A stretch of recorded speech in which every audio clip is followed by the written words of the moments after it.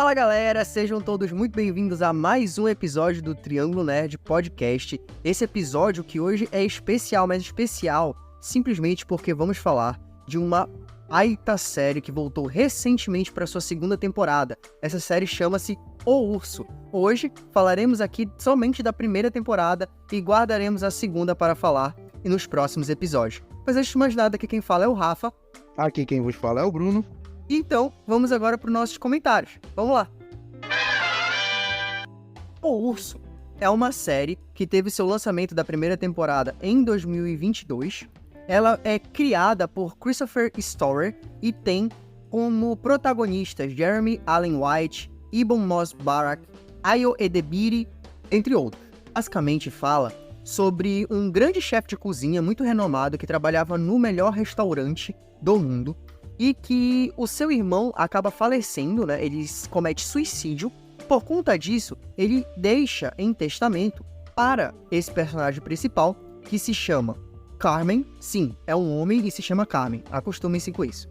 O seu restaurante. Então, o Carmen, ele precisa lidar com o fato, com a morte do irmão, né? Com o fato dele ter cometido suicídio e tentar reerguer o restaurante que está atolado em dívidas, que está muito mal, e tentar reestruturar a cozinha do local e os seus trabalhadores para um outro nível de trabalho e de entrega de serviço nos quais eles não estão acostumados a trabalhar. Então, basicamente, a gente vê na série ele tentando realizar essas tarefas muito complexas enquanto lida claramente com, obviamente, com os seus próprios problemas emocionais e com a sua própria vida. Cara, essa série eu trouxe porque, novamente, eu sugeri pra gente falar aqui porque a segunda temporada acabou de estrear aqui no Brasil. Ela saiu nos Estados Unidos há algum tempo, ela está disponível aqui no Brasil, a primeira e segunda temporada, pelo Star Plus. É uma série, se eu não me engano, do FX, que faz muitas séries excelentes, tá? Ele é um canal de dentro ali do grupo Disney hoje em dia. A maior parte das séries do FX chegam aqui no Brasil pelo Star Plus e é um selo, digamos assim, de produções excelente, assim. Eles fazem muita série muito boa, de verdade. E o Urso é mais um desses exemplos. O Urso, ele estava indicado a algumas premiações, se não me engano, no Globo de Ouro ele estava indicado. Acho que foi indicado agora pro Emmy, se eu não me engano, que aconteceria esse ano, né? Mas o Emmy desse ano acabou passando pro ano que vem. Pra quem não sabe, o Emmy é tipo o Oscar, só que pra televisão, né? E ele é indicado como uma série de comédia, ainda que ele tenha, sim, elementos de comédia, e ele também tem essa classificação muito por causa de ter episódios muito curtos. A primeira temporada, elas são 8 episódios, na sua maioria de 30 minutos, mais ou menos. Aí tem um episódio de 20 minutos, que é o sétimo, e o último é um pouco maior, tem quase 50 minutos. Acho que tem 47, 48 minutos. Mas é uma série que ela tem um drama também muito forte, mas principalmente ela é uma série muito tensa, sabe? Ela é muito tensa, muito intensa. Não é raro assim, não é difícil, não deve ser difícil você acabar assistindo e ter uma espécie de gatilho de ansiedade, assim. Eu tenho... A minha noiva assistia, ela suava pela mão, assim, assistindo a série. Eu também, assim, o coração tinha umas horas... O coração meio que disparava, ficava falta de ar, porque a lida ali na cozinha, como eles mostram, né, as situações, é realmente de tirar o fôlego. Mas é uma série, cara, extremamente bem dirigida, extremamente bem escrita, extremamente bem atuada. É uma excelente série. É simplesmente uma excelente série. Ela merece toda a ovação que ela recebeu aí por parte da crítica e por parte do público. É uma série que, pelo que eu já ouvi falar, a segunda temporada é ainda melhor. Muita gente aponta a segunda temporada como uma temporada ainda melhor do que a primeira, o que pra mim é difícil. Eu assisti, eu já tinha assistido ano passado, eu revi pra comentar aqui agora, e na reassistida ela ficou melhor ainda, porque teve alguns episódios que eu tinha achado mais ou menos na primeira vez que eu assisti, e agora não, pra mim, assim, talvez com exceção do quarto episódio, que eu acho que é o mais fraco ou o menos excelente dos 8, pra mim todos os outros são episódios incríveis. E então, assim, cara, é uma puta série. A primeira temporada é excelente, estou muito ansioso pra finalmente dar play na segunda temporada. Mas eu quero saber do Bruno. Bruno, você que ainda não tinha assistido, assistiu porque eu coloquei na nossa pauta pra gente comentar, pra gente fazer esse episódio. Cara, quais são as tuas opiniões, assim, de modo geral da série? O que tu achaste da primeira temporada de O Urso? O que eu posso falar dessa série, velho? Essa série é a minha vida. Não tem quando a gente vê um filme ou uma série e fala, nossa, eles estão falando sobre a minha vida. Essa série é a minha vida, é a minha vida porque eu trabalhei numa cozinha e não era exatamente daquela forma em questão do trato social. De chegar assim e todo mundo, um ficasse um outro mandando se fuder ali, foda-se todo mundo, não tem essa questão de respeito hierárquico. Nunca levaste. Vai me dizer, gente, só pra avisar, esse episódio vai conter muitos spoilers da primeira temporada de O Urso, tá? Já começando aqui, nunca levaste uma facada na bunda enquanto tava trabalhando? Nunca, já aconteceu de encostar assim e tal, mas nunca uma facada de verdade e tal. Eu conseguia me desviar antes e tal, conseguia ir pra trás, mas não uma facada proposital. Mas assim, naquela questão de ser um pesadelo trabalhar numa cozinha, ter toda aquela pressão de respeitar horário, respeitar a qualidade do prato, respeitar gosto do cliente, é muito, muito difícil mesmo fazer isso com excelência. Porque eu trabalhava num restaurante e eu comecei trabalhando nesse restaurante como lava-pratos, como lava-louça e tal. Até que teve um momento que a cozinheira faltou e o meu chefe, que era dono do restaurante, que era o chefe da cozinha, ele olhou pra mim lavando louça e falou assim, Bruno, tu consegue me ajudar aqui? E eu, por não ter muita experiência, mas por eu ser de aprender vendo, eu falei assim, pô, cara, eu acho que eu consigo te ajudar. Não era um dia corrido, como é os finais de semana, mas era um dia bem difícil de trampo, e eu ali desenrolei.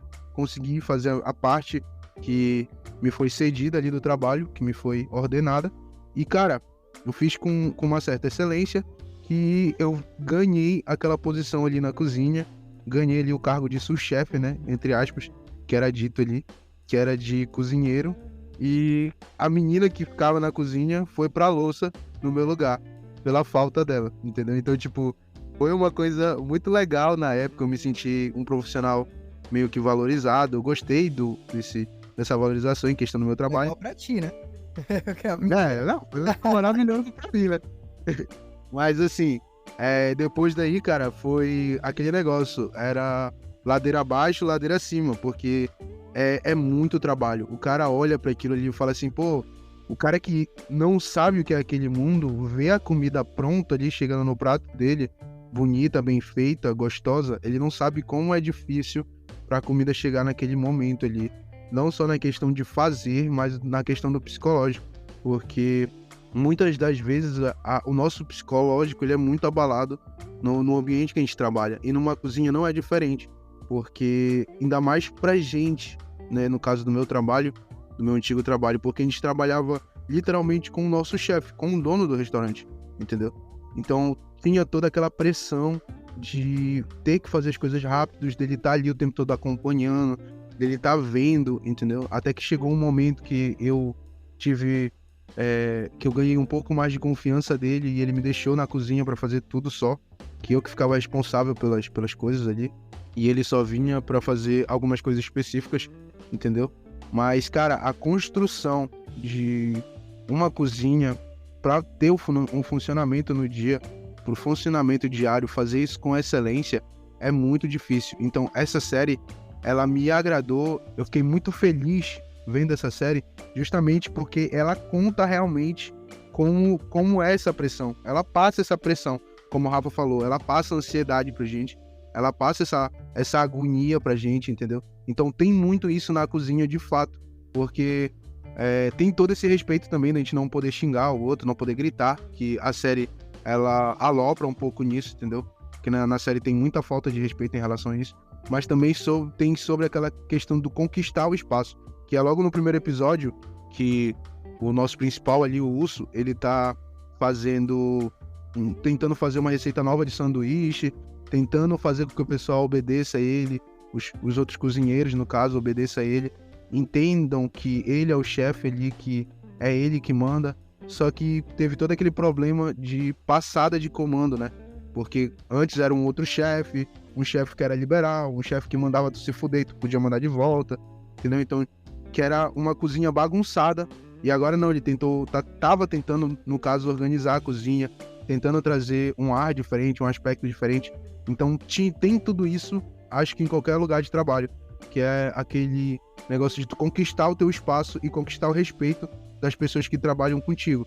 Então é muito legal quando ele faz isso, a série faz isso, e o Urso ele tenta fazer isso, e ele é muito legal quando ele faz o molho e um dos chefes negros, né, vê assim ele fazendo o molho e ele fala, pô, experimenta aí e tal. Aí o cara olha pra ele e fala, pô, é desnecessário e branco, como você. Então, tipo, a gente vê toda aquela questão da falta de respeito, do respeito ainda não conquistado, e toda aquela zoeira, entendeu? Do cara chegar, pô, branquelo tá fazendo comida aqui, a comida é igual tu, desnecessária e branca, por sem sal, sabe? Então, tipo, eu ri muito nessa cena, eu achei muito engraçado, mas é muito difícil realmente tu conseguir um espaço, e eu falo por experiência própria, que quando eu consegui o meu espaço, é uma coisa muito boa, mas também muito assustadora, porque tu trabalhar numa cozinha é a questão de tu não poder errar, porque se tu errar, tu paga caro por isso. Eu acho que não só numa cozinha, mas em todo ambiente de trabalho, mas tem alguns que tu consegue resolver. Mas se tu salgar muito uma comida, ou apimentar uma comida, tu não consegue resolver isso, entendeu? Então tem todo esse problema, tem toda essa pressão. Tem coisas que a gente não consegue resolver. Então, tipo, a série, ela consegue passar essa ansiedade, ela consegue passar essa forma de como é o trabalho, não só numa cozinha, mas na sociedade em geral. Tem chefes tóxicos, tem pessoas tóxicas, tem pessoas que são antiquadas, que são ortodoxas, que não querem mudar a sua forma, e são pessoas que tu tem que abordar de uma maneira diferente, que tu tem que chegar de uma maneira diferente, a ponto que elas se sintam encaixadas e valorizadas, incluídas naquele novo espaço de ambiente. Então a série ela é muito boa tanto para quem quer assistir, mas também ela é muito boa para te tirar de uma maneira profissional de como funciona o aspecto, o ambiente de trabalho, porque tudo que aquela série apresentou tem essa dificuldade. E eu falo por experiência própria mesmo, porque eu já mandei o meu chefe se fuder quando eu trabalhava lá na cozinha, e a gente já teve discussões por causa de ideias e que não iam de encontro às ideias dele, que iam de encontro às ideias dele, na verdade. Então, tipo, é uma coisa muito difícil, mas é uma realidade. Não só lá, mas é uma realidade que a gente traz pra nossa vida, de que realmente tem como tu mandar o teu chefe se fuder e continuar aí trabalhando do outro jeito, né? É real, é real. Mas é melhor vocês não fazerem isso, tá, gente? Não mandem o chefe de vocês se fuder, por precaução. Mas é claro que a gente teve vários atritos, eu já fui mandado embora pra casa várias vezes trabalhando lá. Então, tipo, é muito difícil tu trabalhar com pessoas, e é muito difícil mais ainda tu trabalhar numa cozinha sob pressão. Parece que tu tá num reality show mesmo, parece que tu tá numa série. E é por isso que eu falo que aquela série fala sobre mim. E assim, eu acho muito louco ver como essa série, ela é uma panela de pressão em inúmeros sentidos, né, cara? Quando tu fala que ela, como eu comentei e tu confirmaste, que ela realmente passa muito bem essa questão da pressão, do quão complexo, do quão desgastante e agoniante é trabalhar num ambiente de cozinha, sob pressão, para entregar as coisas e tal. Eu começo aqui falando sobre os aspectos mais técnicos da série, claro que não com grande propriedade, porque eu não trabalho em nenhum desse tipo de coisa, mas a sensação que passa, como tu consegue perceber a filmagem, cara, a edição e a trilha sonora, cara, como esses três elementos, eles trabalham juntos. Principalmente a edição, cara, a edição ela é mais pesada ali no primeiro episódio, e aí tu consegue ver, tipo, a questão da câmera andar com o personagem, e aí ela meio que balança em certos momentos ela dá uma parada quando o personagem já tá mais calmo, batendo um papo, aí às vezes ela afasta, ela aproxima do personagem pra trazer aquele momento mais íntimo. É uma série extremamente bem filmada, ela passeia ali pela cozinha, mas ao mesmo tempo é um ambiente apertado, então tu sente que ela parece que tá trombando também com os personagens. Quando tu tem o 20º episódio, sétimo episódio, cara, 20º, nem tem 20 episódios ainda, mas o 7º episódio, e tem mais ou menos 20 minutos ali, um pouco menos, de um plano sequência, cara, que é um episódio, mano, que tu surta junto com todo mundo ali, com todos os personagens. Cara, é agoniante, assim, te falta o ar assistir aquele negócio. E a forma como a câmera vai dançando, e ela chega em cima, assim, do Carmen, do protagonista, na hora que ele tá gritando, que ele tá tenso, e aí, tipo, a câmera fica em cima dele, como, às vezes, ele joga alguma coisa, parece que a câmera balança junto com o negócio que tá sendo lançado, sabe, batendo em alguma coisa. E, cara, é assim, intenso, cara, mas é muito bom. É muito bem filmado, é muito bem dirigido, né, nesse sentido. E, inclusive, é um negócio muito doido, porque eu vejo o quanto isso é mérito do Christopher Storer, que é o criador da série, o idealizador, e ele dirige e escreve muitos episódios, se eu não me engano, ele dirige e escreve os 3 primeiros, principalmente. E, cara, é muito doido, porque no 4º episódio, se eu não me engano, é o primeiro que ele não escreve. E tu percebe o quanto é diferente esse episódio, cara. Pra mim, o 4º episódio, diversos elementos dele são muito diferentes. Novamente, não é que ele é ruim, mas eu ainda acho ele o menos excelente, né, de todos, assim. Eu acho que ele é um episódio ótimo, mas não é um episódio excelente, de modo geral. Mas tu consegue perceber na hora, tu tem uma quebra, e aí foi que eu fui me ligar, né, pra ver nos créditos, e é o primeiro episódio que não é escrito pelo Christopher Storer. Mas, cara, além disso, assim, o quanto a panela de pressão vai além dos elementos técnicos e da realidade de cozinha, mas ela passa por os aspectos emocionais dos personagens, que são quase todos muito carregados. A cozinha, ela tem diversos personagens, não são 100% deles que recebem atenção, tem uns 3 ou 4 personagens que tu quase que esquece que existem ali, principalmente tem 2 personagens que ficam lavando prato, tem um outro, o Sweeps e o Brian, que são 2 personagens, principalmente o Sweeps, que aparece esporadicamente, assim, com falas realmente e tal. Então não são todos os personagens exatamente que tem espaço na série, até porque são episódios de 30 minutos. Mas, cara, os personagens que ela escolhe abordar são muito bem abordados, mesmo que seja de forma mais suave. Por exemplo, a irmã do Carmy, a Sugar, a própria Tina, o Feck, que, tipo, ele não é um personagem que tem uma complexidade emocional, mas ele funciona muito bem como um alívio mais cômico ali da série.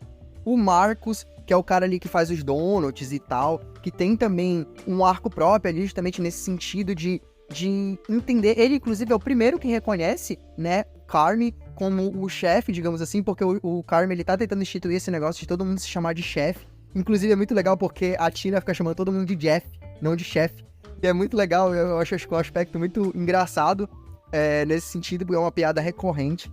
Mas quando ele explica, ele fala pro Marcos assim, Carmy, olha, esse pão não presta, tipo, tem que refazer, faz de tal jeito. Ele fala, não, mas eu sei fazer o pão. Você tá se metendo no meu trabalho. Ele, cara, só faz o que eu tô te falando.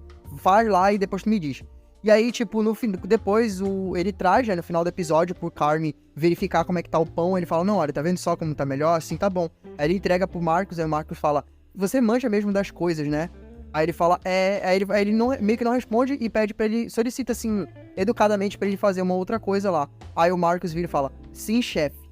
E aí a câmera, assim, a atuação, aí vem questão de direção, de atuação, que o Carmy até para meio que de fazer o que tá fazendo, olha, meio que fica olhando, assim, pro Marcos, indo embora, do tipo, caraca, me chamaram de chefe, né? Começaram a me reconhecer, me respeitar. Cara, é tudo isso que eu te falo, é isso que eu tava falando, que é muito difícil tu conseguir assumir um papel numa cozinha, uma coisa nova, não só numa cozinha, como eu falei, mas qualquer ambiente de trabalho, e quando tu consegue meio que, tu tem deslumbres, né, vestígios de conseguir um pouco de respeito, de já estar conquistando aquela galera ali, tu se sente realizado, fala, pô, tô conseguindo, né, finalmente eu tô conseguindo. E outra coisa que eu queria falar também, que é quando o Caixa, né, que eles ficam se tratando ali como primos, ele sempre tá o tempo todo ele falando, faz a porra do espaguete. Aí o Urso não quer fazer espaguete, ele quer fazer o sanduíche. Aí ele vai provar o sanduíche. Ele vai provar a carne, o molho e tal. Aí quando ele prova, ele...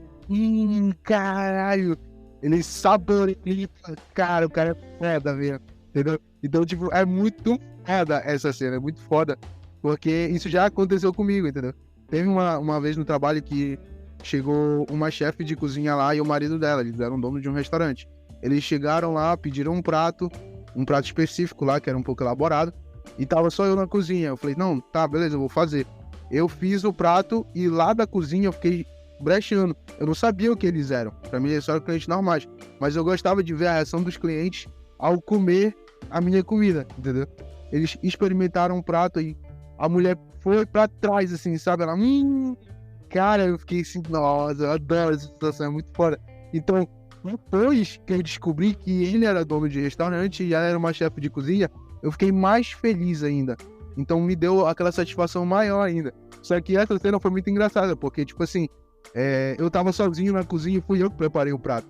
Aí ocorreu deles irem lá no balcão e perguntar quem tinha feito a comida. Quem era o chefe de cozinha ali, né? Aí o meu chefe tava sentado lá na frente. Ele não tava nem na cozinha. Aí a gerente foi, chamou meu chefe. Aí ele falou, cara, nossa, que prato gostoso. Cara, foi tu que fez esse prato. Aí o meu chefe teve a paixão, que foi ele. Tinha feito o prato. Aí eu escutei ele falando isso, só que eu puto, né? Eu sempre sou ganhado. Fui lá, aí ele, cara, que prato gostoso, não sei o que, não sei o que. Aí eu só gritando na cozinha, obrigado. O chefe ficou puto. Mas eu peguei a glória pra mim e tal. E outra coisa que eu acho muito importante também citar, que eu não sei se é nesse episódio, mas eu acho que é no outro, que é quando eles encerram ali o expediente e o principal ali, o urso, ele fica na cozinha, limpando a cozinha sozinho. Ele vai e começa a fazer aquela limpeza ali e passa aquele ar ali de solidão e tal. E realmente isso acontece. Eu me lembro que quando eu tava trabalhando lá, eu tinha muito isso de quando tava no movimento, quando tava na porrada ali, era 3, 4 negros comigo ali na cozinha, mas na hora de limpar a cozinha, eu ficava só lá pra limpar a cozinha. Não só pelo fato de eles me deixarem ali pra fazer outras limpezas, atenderem a outras áreas, mas também pelo fato de que eu gostava de fazer aquilo, de ter aquela limpeza. Então, como eu falo, a série, ela é muito boa, mas pra quem já trabalhou na área, ela fica muito, muito, muito melhor. Porque, tipo, tu vai se identificando com muita coisa que acontece ali. E outra coisa que eu queria pontuar, antes de passar a palavra pro Rafa de novo, é a questão do tempo do episódio. Porque a gente tem episódios ali de 20, 30 minutos, e parece que eles passam em 5, 10 minutos, cara. Eu te juro, parecia que eu tava assistindo o episódio, eu tinha acabado de clicar, tinha passado 10 minutos, eu já tava vendo o próximo, entendeu? Então, o episódio, ele era tão frenético, ele passava tanto aquela situação de ansiedade, de pressão mesmo, como tu falou, daquela panela de pressão, que o episódio passava voando e tu não via o episódio passar voando. Quando tu via, tu já tava no outro episódio. Eu me lembro que eu comecei a assistir essa série 11 horas da noite. Parece que eu tinha terminado de ver ela 1 hora. Foi muito rápido que passou a série pra mim. E eu fiquei tipo, cara, já acabou? Como assim? Não tem como. Como já acabou? Se eu comecei ainda agora. E parecia que eu tinha parecia que eu tinha acabado de clicar, que eu tava vendo meia hora de série, mas não, a série já tinha acabado. Ela te passa uma pressão, ela te passa um ar de tensão, de ansiedade, que o tempo passa voando, assim, cara. O episódio passa voando. Então a série, ela ganha muito nisso, de prender a gente de uma forma que parece que faz valer aquele ditado, entendeu? O tempo passa rápido quando a gente se diverte. O tempo voa quando a gente se diverte. Então a série, ela passa isso pra gente. Sim, cara. E falando um pouco mais ainda dos personagens, eu acho muito louco, né? Voltando à linha de raciocínio da questão da panela de pressão, porque como cada personagem também é meio que uma panela de pressão, e aí pegando os personagens principais ali, o Richie, a Cid, o Carmen, a Tina, o Marcos e a Sugar, né? A Sugar é a irmã dele. Ela tem um aspecto ali que é mais trabalhado, apesar dela ser uma personagem que aparece menos, que ela se preocupa muito com o irmão, e meio que dá aquela sensação de que ela não quer que a mesma coisa que aconteceu com o outro irmão dela, né, que acabou cometendo suicídio, aconteça com o Carmen, e ela precisa que ele se cuide, mas ela também precisa do amor do irmão dela, cara. Ela precisa da família, sabe? Ela parece ser uma pessoa, uma personagem, que ela tem esse aspecto de querer ter a família por perto, e ela se ressente, de certa forma, do fato de que aquele restaurante parece que suga a vida e suga a energia das pessoas que ela ama ali, no caso dos dois irmãos, né? E ela não entende por que o Carmen não se livra do restaurante. E ela meio que se ressente porque parece que ele ama mais o restaurante do que ele ama ela. Porque ele não se foca tanto nela. Então, mas assim, ao mesmo tempo que ele, assim, tem os motivos dele, né? Disso que eu já vou chegar lá. Mas ela tem esse aspecto de parece uma personagem mais chata, de ficar o tempo todo cobrando, brigando com ele e tal. Inclusive, no episódio, eu acho que é o 4º ou o 5º, alguma coisa assim, eu acho que é o 5º, que eles levam, falta luz, né, no restaurante e tal, eles levam mais carnes, o Carmen e o Richie, pra guardarem na casa dela. E aí, o Carmen, ele liga pro marido dela, que ele nem gosta muito, pra falar com ele, porque ele meio que tem receio, sabe, de ficar ouvindo reclamação dela e tal. E aí, quando eles meio que se entendem ali, ela olha pra ele e fala assim, você vem aqui amanhã pra gente brigar de novo? E aí ele fala, pô, vem, tipo, a gente briga de novo, assim, sem problema, sabe, nesse sentido. Então é uma personagem que ela parece chata, mas é aquela pessoa que ela é chata porque, cara, é assim, ela quer mostrar pro outro de que, mano, tu tá te matando e eu só tô tentando te ajudar. E eu tô desesperado aqui porque tu não tá percebendo que eu tô tentando te ajudar, cara, por favor. Não é nem que ela seja uma personagem chata. Na verdade, não, ela é chata. Mas ela é chata porque ela é humana, entendeu? Porque, tipo assim, ela é uma humana que é humana de verdade. Ela não esconde sentimentos, ela não esconde emoções, ela não esconde as vontades dela, entendeu? Então, tipo, se ela quer que o irmão dela esteja ali perto dela, ela vai e fala pro irmão dela. Ela não acha que isso é uma coisa que ela deve guardar, isso é um pesar, entendeu? Ela é uma humana e ela é uma humana chata, porque ela quer que o irmão dela seja humano como ela, que o irmão dela não seja isolado, que o irmão dela não se afaste, que o irmão dela se abra com ela. Ela é uma humana chata e carinhosa. Então, tipo, ela entra muito bem no personagem, ela entra muito bem naquele papel e ela se encaixa muito, muito bem na série, entendeu? Porque, assim como qualquer humano, ela tem falhas, ela tem preocupações, mas ela acha não, né? Ela crê que ela consegue resolver isso com a ajuda do irmão dela e com o apoio do irmão dela. Só que o irmão dela não, ele é isolado, então ela quer que ele quebre isso e passe a contar com ela, a poder se comunicar com ela para que eles meio que se resolvam juntos. Tanto que ela manda para ele os contatos dos alcoólicos anônimos e tal, e ela fica super feliz porque ele vai. Então a gente vê que vai construindo uma relação ali entre os dois que é um pouco tóxica, entre aspas, né? Porque ele meio que tira mais proveito dessa relação do que ela, mas que depois vai se igualando e tal, vai entrando num consenso, vai ficando uma relação saudável entre irmãos. Então, tipo, é muito legal essa construção emocional que tem dos personagens na série. E eu acho que é muito importante também. E agora a gente fala do Marcos, né, cara? O Marcos, ele é esse personagem, como eu falei, que é o primeiro que reconhece o Armin como um chefe, né? Como uma pessoa que tem realmente conhecimento. E ele é um personagem que é daqueles que ele é um cara mais de boa, ele é mais na dele, ele é mais tranquilo. Só que ele é um cara que dá pra perceber, assim, que ele quer ser mais. Ele é aquela pessoa que, tipo, ele comenta que ele, em algum episódio lá, ele faz uma besteira. E aí, que é o episódio justamente que falta luz lá no restaurante, porque ele tenta forçar lá o negócio pra trabalhar mais rápido, uma máquina, e acaba dando um curto no restaurante. E depois ele fala pro Carmen, olha, a culpa foi minha e tal, eu fiz uma merda, mas eu te prometo que eu não vou mais fazer isso. Aí ele fala, não, você vai cometer erros, sim, não porque você é você, mas porque as pessoas cometem erros, isso é normal. E, tipo, inclusive é uma frase muito, muito foda, é uma cena muito legal essa e tal. E esse personagem, ele é um personagem mais tranquilo, mas que dá aquela sensação também de que ele gosta de ser reconhecido. Não só ele gosta, mas ele quer ser reconhecido. Não porque ele tem assim, não é uma sensação que dá, tipo, porque ele precisa daquela validação, mas porque ele quer saber que o seu trabalho tá sendo valorizado, né? Ele quer saber que, tipo assim, ele tá evoluindo. E como eu acho que ele enxerga, e isso a gente vê também lá no episódio 8, quando ele tá conversando com a Cid na cozinha da casa dela e tal, ele enxerga na Cid e no Carmen pessoas que têm esse conhecimento e que seria muito importante pra ele receber justamente esse reconhecimento deles dois. Então ele se esforça pra caralho pra isso. Inclusive no episódio 7, né, quando ele tá focado ali em fazer as rosquinhas, ele consegue o negócio e aí o Carmen reage do jeito que reage, dando uma pedrada com a rosquinha e tal, que inclusive depois ele prova a rosquinha do chão e aí ele vê que realmente estava muito gostoso e tal, o donut. Quando o Carmen tem essa reação, cara, destrói ele, assim. É um negócio que, tipo, destrói ele durante os dias. Depois ele fala, não, beleza, eu vou voltar lá, a gente vai resolver e tal. Mas tu vê que aquela situação e, de repente, essa falta de reconhecimento incomoda ele. Tanto que o Brian, né, tem um episódio que a Cid pergunta assim, e aí, Brian, você provou, tipo, um novo molho, alguma coisa assim, nova cobertura, sei lá, que o Marcos fez? Aí ele falou, provei. Aí ela pergunta, e aí?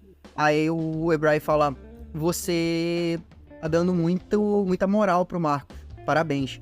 Que é tipo isso, todo mundo entende que é um cara que ele só precisa de espaço e de confiança pra crescer. Ele vai fazer o trabalho dele, ele vai crescer, ele vai se desafiar. A Cid fala que, quando ele fala que ele quer fazer rosquinhas, donuts, ela fala que, olha, é difícil, a gente não tem maquinário e tal, mas se você quiser tentar... E, tipo, é basicamente isso que ele precisa de alguém que confie nele. E, cara, esse aspecto é muito foda, cara, é um personagem muito legal nesse sentido também, da gente ver essa evolução da pessoa que quer provar que ela pode mais. Ela pode não ter estudado nas melhores faculdades, ela pode não ter feito faculdade, ela pode não ter o grande conhecimento, mas que ela pode sim, através do esforço, vencer e desenvolver um bom trabalho, e ela quer o reconhecimento daqueles que ela entende como que ela respeita, né? Que essa pessoa respeita, que no caso, essa pessoa aqui na história é o Marcos. Então é um personagem muito legal de acompanhar, cara, o arco dele. Cara, só pra adicionar o que tu falou, a frase que tu falou que todo mundo erra, né? O ser humano, ele erra. Tenho muito isso pra minha vida, que eu falo isso pras pessoas, que é pras pessoas não criarem muitas expectativas sobre mim, porque eu sou um ser humano. E o humano, ele é falho. Às vezes ele cai, às vezes ele erra.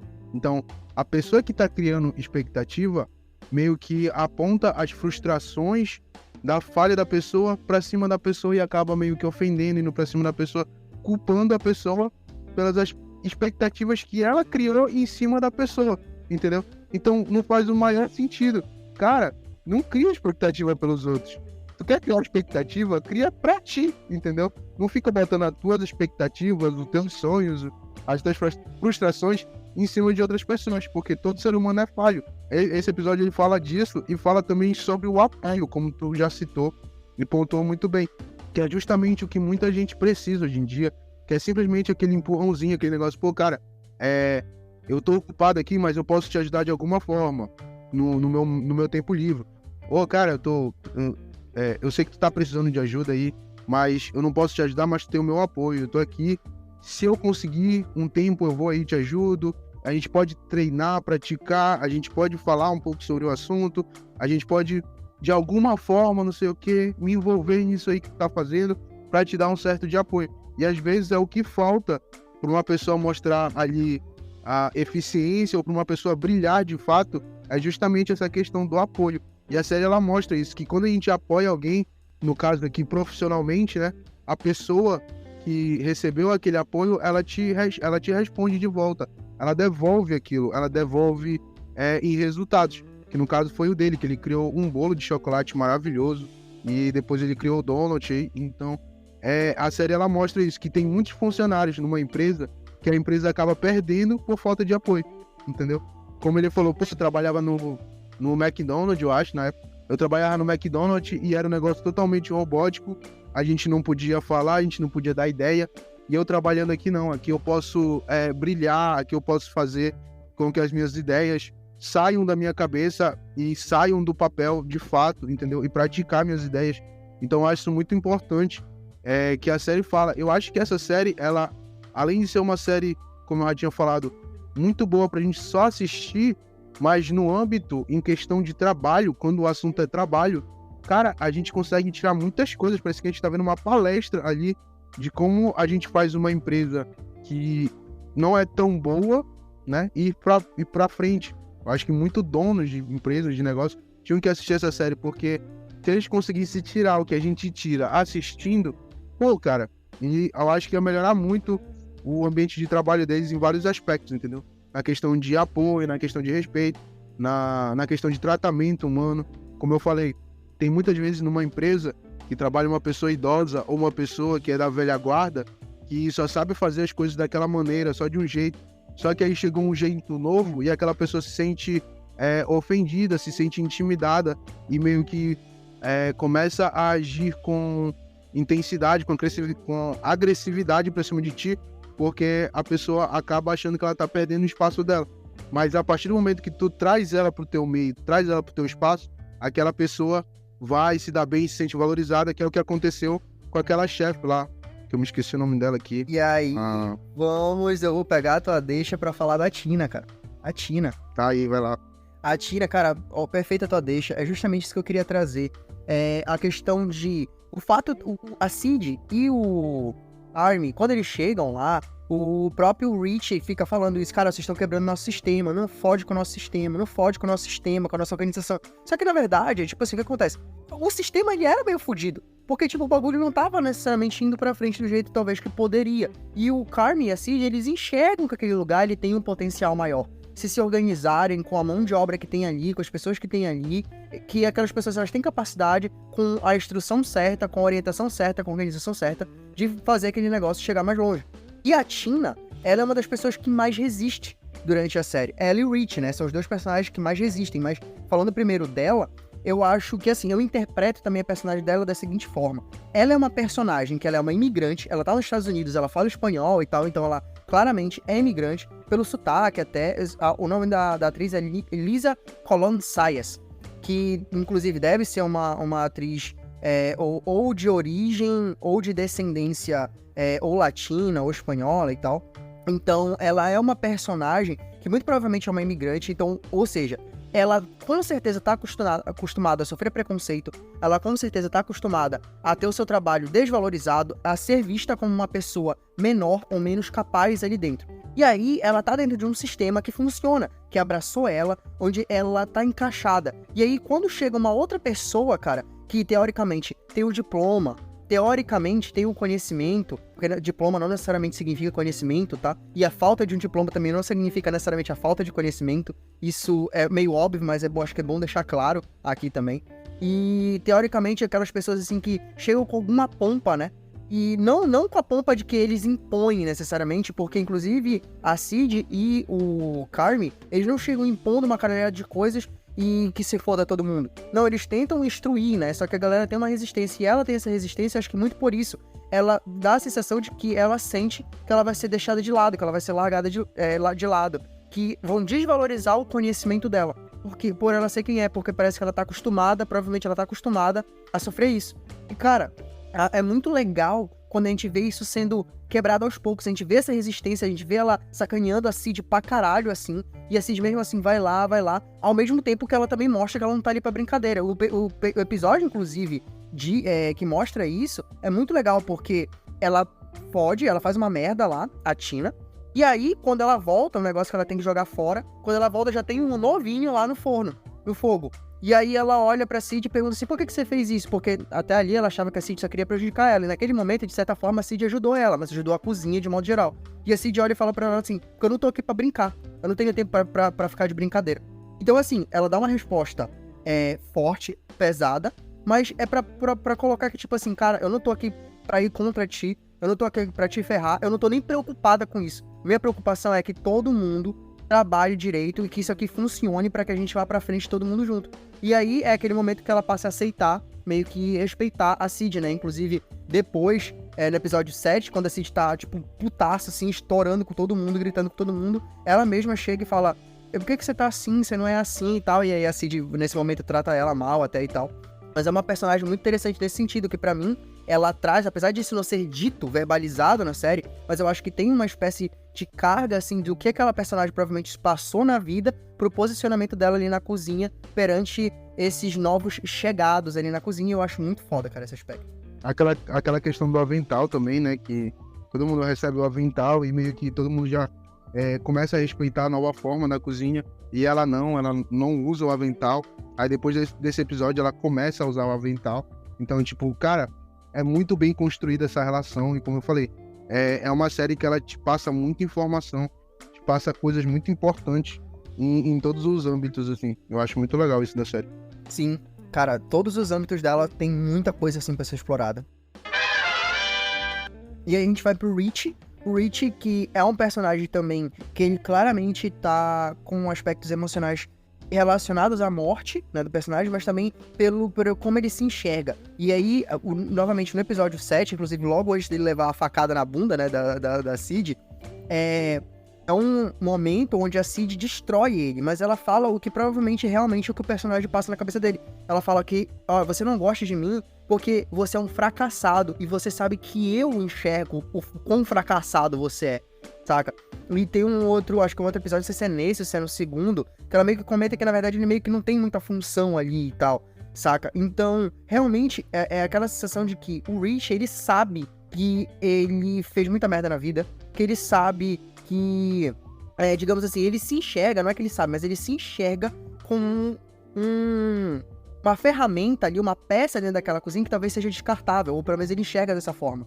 E que ele tem medo que de repente as outras pessoas enxerguem isso se ele parar de ser o cara que é legal, que tipo, não legal necessariamente porque ele é chato pra caralho, mas tipo assim, que é aquele cara que abraça todo mundo, no sentido de ser o cara que levanta o ânimo da galera, e que é o falastrão e tal, e que ele se impõe, né? Ele quer mostrar a presença dele ali de qualquer forma, porque parece que ele tem medo de ser jogado de lado.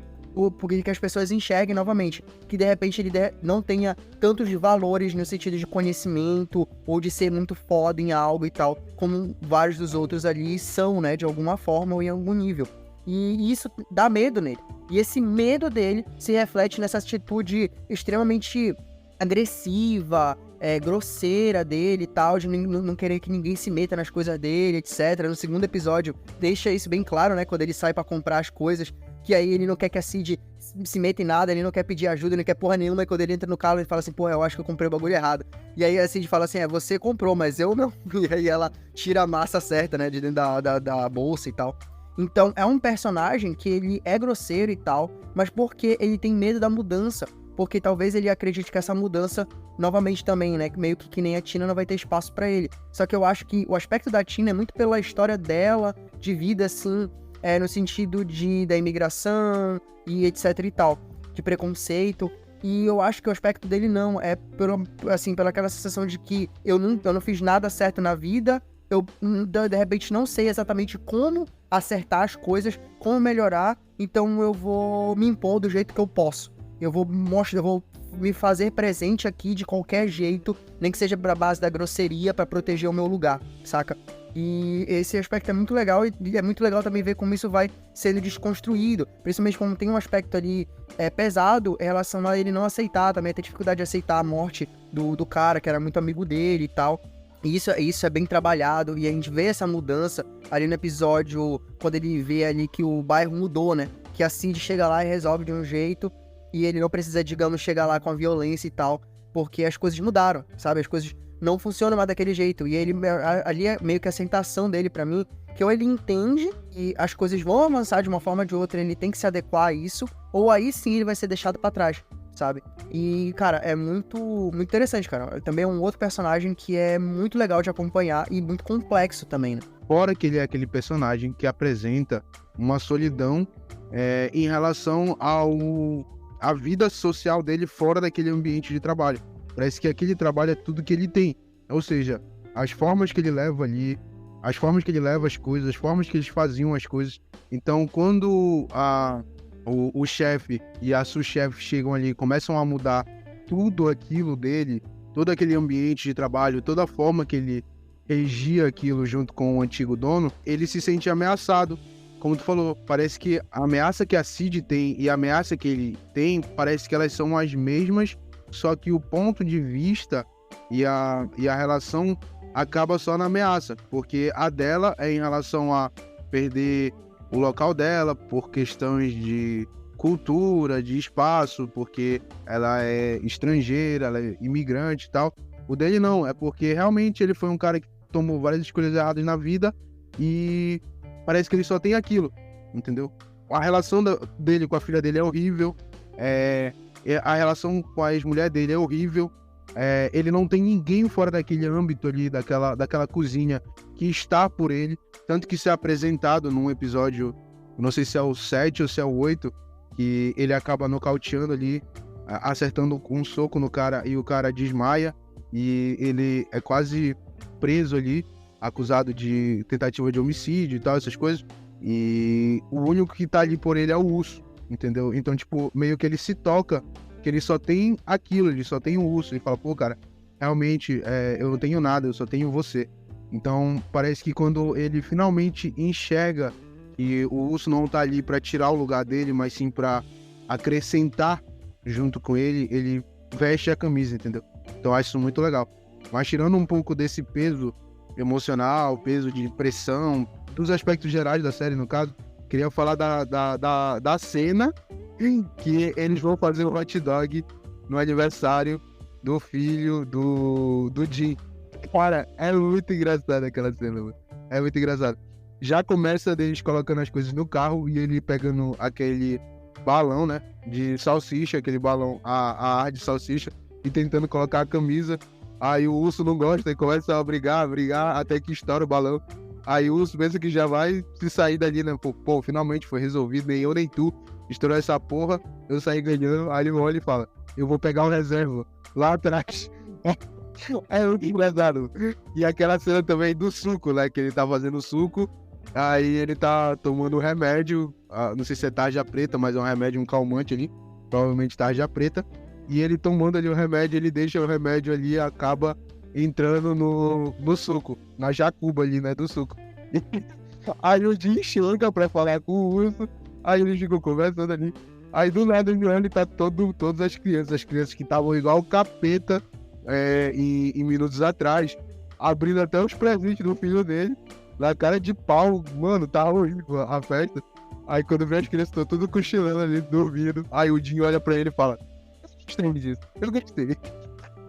Cara, é muito legal essa cena, mano, é muito divertido. Ai, caramba. E aí, pra caminhar o encerramento, né, dos nossos comentários, tem a Cid e o Carmy. A Cid, cara, ela é aquela personagem que ela quer demais, é a personagem ansiosa. Ela sabe muito, ela tem potencial, só que ela falha porque simplesmente ela quer tudo logo. Cara, ela quer fazer acontecer logo, ela precisa da aprovação logo. Cara, e assim, essa ansiedade dela, inclusive, contribui muito pro aspecto de ansiedade da série. Eu até falei pra minha noiva, que a gente assistiu junto dessa vez, nessa revisita que eu fiz a série, e aí eu falei assim, cara, me dá ansiedade de ver essa mulher falando, assim, tipo, andando, vivendo a vida dela. Porque é uma personagem que ela quer tudo pra ontem, assim. E, inclusive, quando ela fala que ela quer acrescentar um prato lá, ela fala, e aí, o que você acha do meu prato? Prova o prato. Aí o Carmy falou, ó, não tá pronto. Tipo, tá magnífico e tal. Ela, e aí, então quando é que a gente vai colocar e tal, não sei o que, olha, te acalma, assim, tipo, ainda tem que trabalhar nele. Ela falou, mas você falou que tava magnífico, assim, mas não tá pronto ainda. Não, mas o que eu posso melhorar? E o cara tá maluco ali, fazendo 1 milhão de coisas, mas ela precisa da resposta agora, ela precisa fazer acontecer agora, tipo, ela entrega um plano de negócios pra ele, que, claro, ele caga também, né, e não deveria ter cagado pro bagulho, mas, tipo assim, quando ela vê que ele pega o negócio e, tipo, não lê logo, ela já fica agoniada e tal. Então, cara, ela quer tudo pra ontem. Inclusive, é um aspecto que é trabalhado, uma questão dela que é trabalhada, uma característica, porque muito provavelmente ela só faliu também porque ela tentou fazer um negócio que ela não estava preparada. Ela tem uma dívida gigantesca, ela chega a citar que é 1 milhão, ela tá no 1 milhão no negativo. Porque ela fala que ela, provavelmente vou continuar trabalhando e procurando trabalho em outros lugares até eu não estar negativo, eu não estar com crédito negativo em 1 milhão.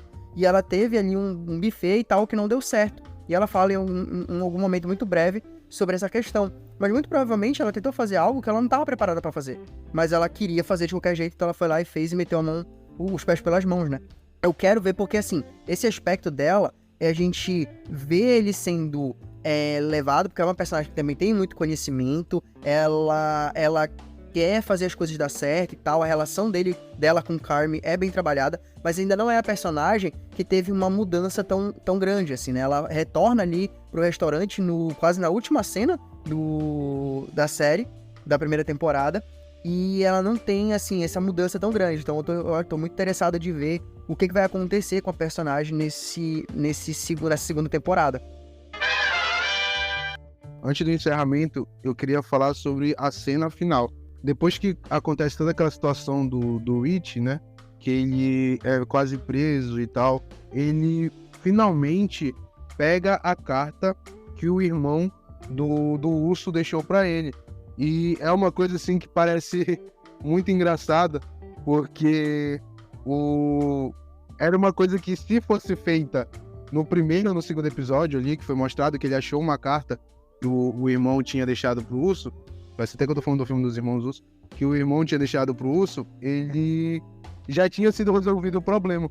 Mas foi assim, foi numa situação construída pelo roteiro, onde o urso tava na merda, ele tava quase que desesperado, quase que não, ele tava desesperado com a situação onde ele tava ali, porque ele tava cheio de problemas, ele tinha perdido a sous-chefe dele, que conseguiu com ele deixar a cozinha um lugar mais habitável, mais trabalhável, e por ele ter perdido ela por causa das ações, dos estresses que ele teve, pela explosão que ele teve no episódio atrás, ele meio que perdeu uma ferramenta muito importante no seu trabalho e ele estava meio que sem norte, ele perdido. Então parecia que realmente ele estava perdido. Então essa carta que o Rich deu para ele foi um norte para ele, foi um caminho, que era uma carta que o irmão dele tinha deixado para ele. E eu não me lembro bem qual é a frase que o irmão dele sempre falava, que é tipo, deixa rolar, se eu não me engano, é deixa rolar, entendeu? Então, tipo assim, ele vai e vê assim a carta, e aquela carta fechada, ela tem um peso muito. Oi. Bruno, só fazendo um comentário, é que claramente o irmão dele era um fã de Beyblade, né? Porque em inglês a frase é let it rip, que é a mesma frase que é do desenho da Beyblade. Então, claramente, um fã desde pequeno do desenho. Então, tipo, aquela carta, ela já tinha um peso emocional fechada, entendeu? Porque, tipo, era uma carta que um suicida deixou pro irmão, entendeu? Então tinha todo um peso de que, tipo, cara, o que pode estar escrito nessa carta, entendeu? Ele me deixou um restaurante no qual ele nunca deixou eu trabalhar enquanto em vida. E o que será que ele deixou pra mim anotado aqui, entendeu? Será que ele me deixou palavras de consolo? Será que ele me deixou palavras de conforto? Uma forma de eu seguir em frente à vida, sabendo que o meu irmão se matou e tal. Então, tipo, tem todo esse peso. Mas quando a gente abre a carta junto com ele, tá escrito exatamente isso. Deixa rolar. E parece que ele tava com 1 tonelada assim na costa, cheio de preocupações, cheio de tensão, cheio um peso assim imensurável. Quando ele abre a carta, ele ri, ele tem um deslumbre ali de felicidade. Aí ele, cara, esse cara, tipo, pensando no irmão dele, né? Aí ele vai e vira a carta. Quando ele vira a carta, tá a receita do espaguete que o Rich falou nos primeiros episódios, que era pra ser feito espaguete, como eles sempre faziam.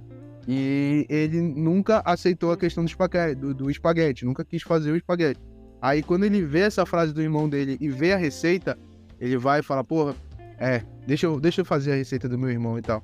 Cara, e quando eu confesso pra ti, que quando eu vi a receita e vi a palavra, eu falei assim, cara, será que essa receita é tão boa a ponto de que vai levantar o lugar de novo, entendeu? Eles vão, tipo, caralho, era isso que tava faltando no cardápio? Eu fiquei pensando nisso.